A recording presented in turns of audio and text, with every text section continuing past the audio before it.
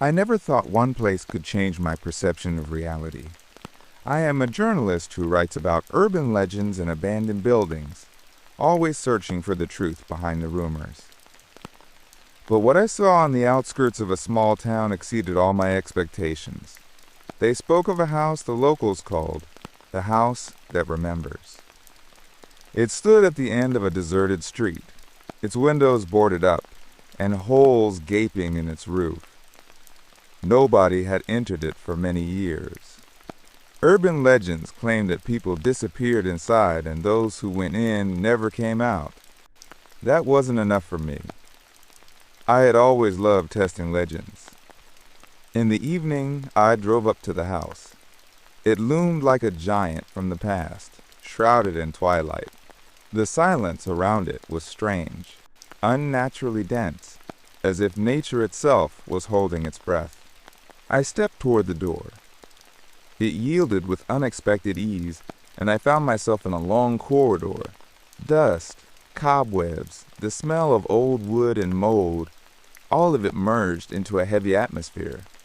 Through cracked windows, the last light of sunset streamed in, reflecting off wallpaper with a torn pattern.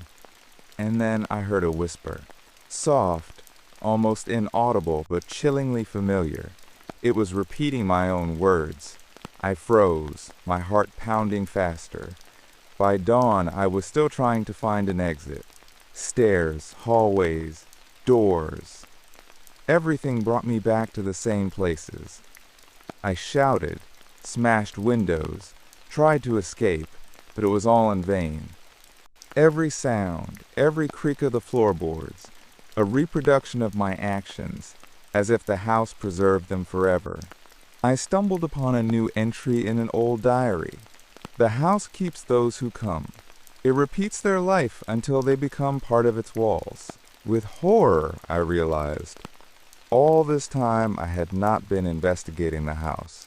I had already been its prisoner.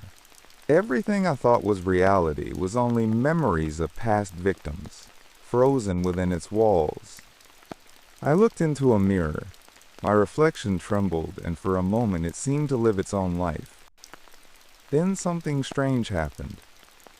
I heard a voice, not a whisper this time, but clear, distinct. "You are not who you think you are." I turned and saw myself, or rather, someone identical to me, standing in the hallway, but with eyes empty as mirrors. He smiled and said, "You came here to free me, and now I am free." At that moment, the house creaked and shuddered. The walls began to melt.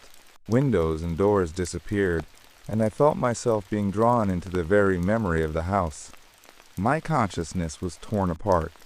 I realized that all my memories, all my thoughts, they were never truly mine, but echoes of someone who had been before me.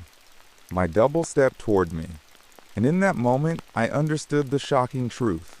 I had never been a real person. I was a projection of the house's memory, an experiment repeated generation after generation.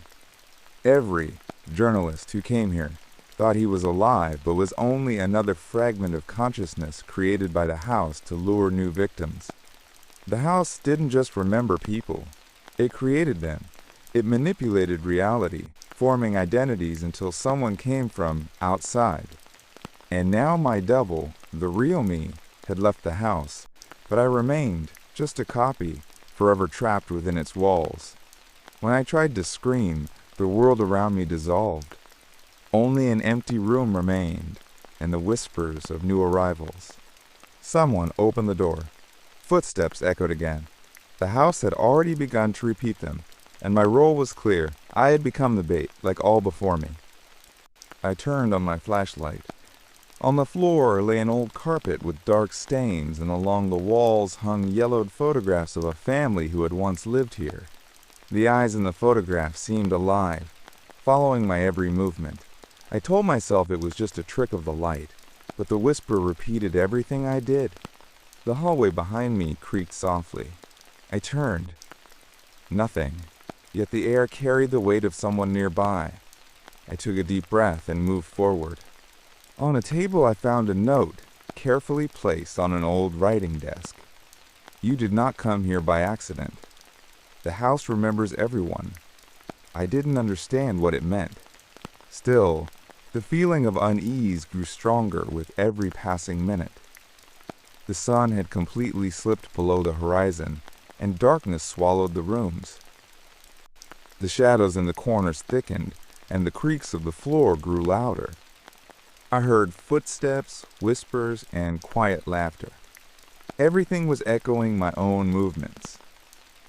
I climbed the stairs to the second floor, feeling that each of my motions was being watched. The doors were covered in dust, yet seemed to be waiting for me. On one of the walls hung a mirror. Dusty, cracked. I looked into it and saw a silhouette standing behind me. I turned sharply. Nothing. But the whisper repeated my words again. The house seemed to live its own life, watching and memorizing me. And I understood. The stories of missing people were not legends. They had become part of the house, dissolving into its memory. And now I, too, was trapped in this labyrinth forever. Night had completely enveloped the house. My flashlight illuminated only a small circle before me. Every shadow in the corners seemed alive, trembling. I climbed to the second floor. A floorboard creaked, and again came the familiar sound, this time behind me. In one of the rooms I found an old diary. The pages were yellowed, the handwriting shaky. It told the story of a family who had once lived in the house, their joys, fears, tragedies. The more I read, the more clearly I felt their memory had seeped into the house and was now looking at me through these words. I noticed a mirror on the wall. For a moment it showed not my reflection, but the silhouette of a man standing right behind me. I spun around. Nothing. But the whispers repeated my words, as if someone was imitating my every move. The house was repeating me. It memorized my steps, my breathing, every thought. Sometimes the shadows became figures, mimicking my actions. I tried to escape, but the corridors brought me back to the same places. The doors led to familiar halls. The labyrinth grew more complex, and the voices turned into screams, laughter, and weeping. I found an old family portrait. In it was a family, but one figure seemed disturbingly familiar. I couldn't look away, and gradually I realized it was me. In panic, I tried to smash doors and windows, but every sound was echoed back, as if the house had recorded all my actions. The voices grew louder. The shadows moved in sync with me. I understood that the house was not just a building. It was a living being that consumed everyone who crossed its threshold. I spent hours exploring the rooms, only to return to the same paths again and again. With each step, I felt myself becoming part of this house. It remembered me, repeated me, and I could no longer distinguish my own memories from the memories of its previous victims.